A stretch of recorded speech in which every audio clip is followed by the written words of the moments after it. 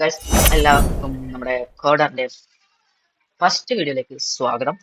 അപ്പോൾ നമ്മുടെ കോഡർ എന്ന് പറയുന്ന ചാനലിൽ ഞാൻ ആദ്യമായിട്ടാണ് ഇന്ന് വീഡിയോ ഇടുന്നത്. അപ്പോൾ നമ്മുടെ ചാനൽ എന്ന് പറയുന്നത് ഒരു പ്രോഗ്രാമിംഗ് ബേസ് ആയിട്ടുള്ള ഒരു ചാനലാണ്. അപ്പോൾ ഈ ചാനലിൽ ഞാനിപ്പോൾ ആദ്യമായിട്ട് വീഡിയോയിൽ ഇന്നത്തെ വീഡിയോയുടെ കണ്ടന്റ് എന്താണെന്ന് വെച്ചാൽ നമ്മൾ ചെറുതായിട്ടൊന്ന് ബേസിക് ആയിട്ട് കുറച്ച് കാര്യങ്ങൾ പഠിക്കാൻ പോവാണ്. അപ്പോൾ അതായത് എങ്ങനെയാണ് ഫോൾഡർ ക്രിയേറ്റ് ആക്കുക, ഫോൾഡർ ക്രിയേറ്റ് ആക്കിയിട്ട് എങ്ങനെയാണ് ഇതിൽ പ്രോഗ്രാം ചെയ്യുക, ഏതൊക്കെ ആപ്പ് യൂസ് ചെയ്തിട്ടാണ് പ്രോഗ്രാം ചെയ്യുക എന്ന കുറച്ച് കാര്യങ്ങളാണ് നമ്മൾ ഇന്ന് പഠിക്കാൻ പോകുന്നത്. അപ്പോൾ ആദ്യം തന്നെ നമുക്ക് ആവശ്യമുള്ളത് വിഷ്വൽ സ്റ്റുഡിയോ കോഡ് എന്ന് പറയുന്ന ഒരു ആപ്പാണ്. ഇതിലാണ് നമ്മൾ കോഡിംഗ് ചെയ്യുന്നത്. അപ്പോൾ ഞാൻ ഇതാണ് യൂസ് ചെയ്യുന്നത്. അതിനുശേഷം അത് ഇൻസ്റ്റാൾ ആയതിനു ശേഷം നമ്മൾ എന്ത് ചെയ്യാം, നമ്മുടെ ഹോമിൽ എന്നിട്ട് റൈറ്റ് ക്ലിക്ക് ചെയ്യാം. എന്നിട്ട് അതിനുശേഷം ഫോൾഡർ ക്രിയേറ്റ് ചെയ്ത് പേര് പ്രൊജക്റ്റിന് കൊടുക്കാം. ഓക്കെ, ഇനി നമ്മൾ നേരെ വിഷ്വൽ സ്റ്റുഡിയോ കോഡ് ഓപ്പൺ ചെയ്തതിനു ശേഷം എന്ത് ചെയ്യാം, ഇതിൽ നമ്മളൊരു ഓപ്പൺ ഫോൾഡർ ഇട്ടിട്ടുണ്ട്. ഇവിടെ നിന്ന് എന്ത് ചെയ്യാം, നമ്മൾ ഡെസ്ക്ടോപ്പിലേക്കാണ് സേവ് ചെയ്തത്. അപ്പോൾ അവിടെ എന്ത് ചെയ്യാം, പ്രൊജക്റ്റ് നമ്മുടെ ഫോൾഡർ സെലക്ട് ചെയ്യാം, ഓപ്പൺ ചെയ്യാം. അതിനുശേഷം എന്ത് ചെയ്യാന്ന് വെച്ചെങ്കിൽ നമുക്ക് ന്യൂ ഫയൽ ക്രിയേറ്റ് ചെയ്യാം. അതിനുശേഷം എൻ്റർ അടിക്കാം. അപ്പോൾ നമുക്കൊരു ഫയൽ ഇപ്പോൾ ഇവിടെ ക്രിയേറ്റ് ചെയ്തിട്ടുണ്ട്. അപ്പോൾ ഇനി നമ്മൾ ഫസ്റ്റ് ആയിട്ട് പ്രോഗ്രാം ചെയ്യുന്ന സമയത്ത് ചെയ്യുന്നത് എന്താണെന്ന് വെച്ചാൽ ജസ്റ്റ് ഷിഫ്റ്റ് ചെയ്ത് ബ്രാക്കറ്റ് ചെയ്ത് കൊടുക്കാം. അതിനുശേഷം HTML എന്ന് അടിക്കാം. അതിനുശേഷം ക്ലോസിംഗ് ബ്രാക്കറ്റ്. ഇപ്പോൾ തന്നെ നമ്മളെ ഇത് ഡിറ്റക്ട് ചെയ്തു, നമ്മളൊരു HTML ഫയലാണ് ഇവിടെ ക്രിയേറ്റ് ആക്കിയിരിക്കുന്നത്. എന്നുവെച്ചാൽ അതേപോലെ തന്നെ ബ്രാക്കറ്റ് ചെയ്യാം. എന്നിട്ട് ഉണ്ടാവും, ഇതാണ് ഒരു സ്ലാഷ് ഉണ്ടാവും നമ്മൾ HTML ഫ്രണ്ടിൽ, അതെടുത്ത് സെലക്ട് ചെയ്യാം. ഓക്കെ, ഇനി നമ്മൾ എന്ത് ചെയ്യാം, എൻ്റർ അടിക്കാം. ഇനി നമുക്ക് നമ്മുടെ ടൈറ്റിൽ കൊടുക്കണ്ടേ, അതിന് നമ്മൾ എന്ത് ചെയ്യണമെന്ന് വെച്ചാൽ സെയിം ബ്രാക്കറ്റ് എടുക്കുക, ടൈറ്റിലിന് സെർച്ച് ചെയ്യാം, അവിടെ തന്നെ വരും. ഇത് ക്ലോസിംഗ് ബ്രാക്കറ്റ് കൊടുക്കുക, ക്ലോസിംഗ് ബ്രാക്കറ്റ്. അതിനുശേഷം ഇതിൻ്റെ അകത്ത് നമ്മൾ എന്ത് ചെയ്യണം, നമ്മളെപ്പോഴും ഇതിൻ്റെ അടുത്ത് സ്പേസ് ഇടണം, കാരണം നമുക്ക് പിന്നെ അത് ചെക്ക് ചെയ്യാൻ നമുക്ക് എന്താണെന്ന് കാണാൻ പറ്റണം. അതിനുശേഷം നമ്മൾ എന്ത് ചെയ്യാം, നമ്മൾ നമ്മളെ ചാനൽ പേര് കൊടുക്കാം, കോഡ്. ഓക്കെ, ഇനി നെക്സ്റ്റ് എൻ്റർ അടിച്ച് ഞാൻ കുറച്ച് സ്പേസ് ഇടുന്നുണ്ട്. അതിനുശേഷം ഞാൻ എന്ത് ചെയ്യുന്നുണ്ട് വെച്ചെങ്കിൽ ഒരു, അതായത് ഇതിൻ്റെ അകത്ത് ഞാനൊരു സംഭവം എഴുതാൻ പോവാണ്. എന്താണെന്ന് വെച്ചാൽ ഓക്കെ, നമ്മൾ എന്ത് ചെയ്യാം, നടിക്കാം. കണ്ടോ, ഇതുണ്ടോ കുറേ ഓപ്ഷൻസ്. ഇതിൽ H1 വെച്ചാൽ ഏറ്റവും, അതായത് ബിഗ് ആയിട്ടുള്ള ലെറ്ററിൽ നമുക്ക് എഴുതാൻ പറ്റും. H2 വെച്ചാൽ അതിൽ സ്മോൾ, H3 വെച്ചാൽ അതിലും സ്മോൾ ആയിട്ട് വരും. H6 ആണ് ഏറ്റവും സ്മോൾ ആയിട്ടുള്ളത്. ഇനി നമ്മൾ എന്ത് ചെയ്യാം, H1 കൊടുക്കാം. നമുക്ക് അതിൻ്റെ അകത്ത് നമുക്ക് എന്ത് ചെയ്യാം, നമ്മളെ ചാനലിന്റെ സ്ലോഗൻ തന്നെ കൊടുക്കാം, code smarter build better. Okay, code smarter build better. അപ്പോൾ ഇവിടെ നമ്മൾ എന്തായാലും ടൈപ്പ് ചെയ്യാം, code smarter build better. Build better. Okay, ഇനി മതി. എന്തായാലും നമുക്ക് നെക്സ്റ്റ് എന്താണെന്ന് വെച്ചാൽ നമുക്ക് ഇതിനൊരു ബോഡി ചെയ്യണം. നമ്മളിങ്ങനെ സ്പേസ് ഇട്ട് വെച്ചിട്ട് നമുക്ക് അവിടെ സ്പേസ് വരാൻ പോകുന്നില്ല. ഞാൻ ചെറുതായിട്ടൊന്ന് കാണിച്ചു തരാം. എനിക്ക് എത്ര സ്പേസ് കിട്ടിയിട്ടുണ്ട് ഇതിൻ്റെ അടുത്ത്. അപ്പോൾ നമുക്ക് എന്താ ചെയ്യാം, സേവ് ആസ് കൊടുക്കാം. ജസ്റ്റ് നമ്മൾ ഇൻഡെക്സ്, ഓക്കെ, ഇൻഡെക്സ് തൊട്ട് HTML അതിന് സേവ് ചെയ്യാം.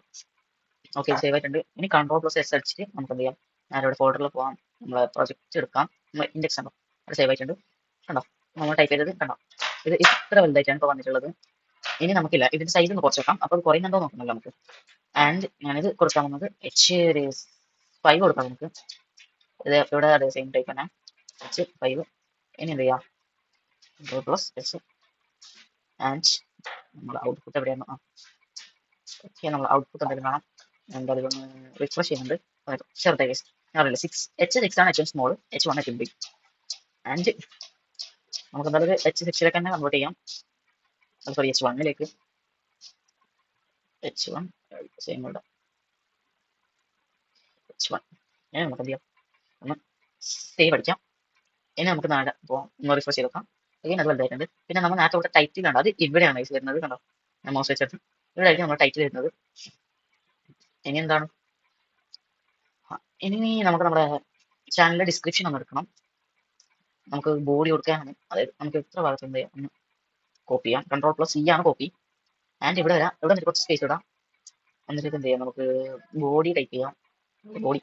ആൻഡ് ഇതിനൊരു ക്ലോസിംഗ് ടാബും വെച്ച്, ആൻഡ് ഇതിനൊരു ക്ലോസിംഗ് ടാബും വെച്ച്.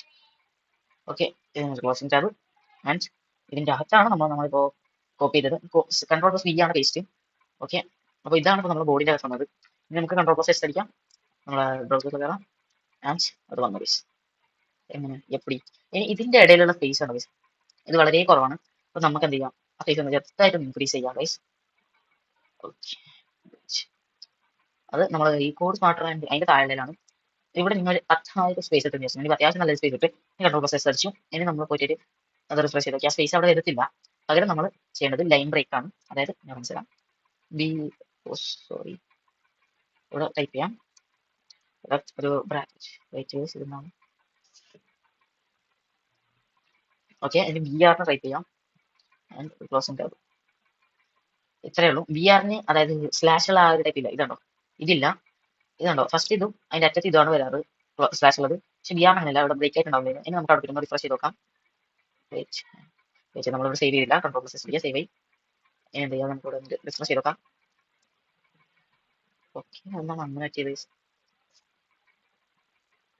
എവിടെ ഒരു തകരാറില്ല.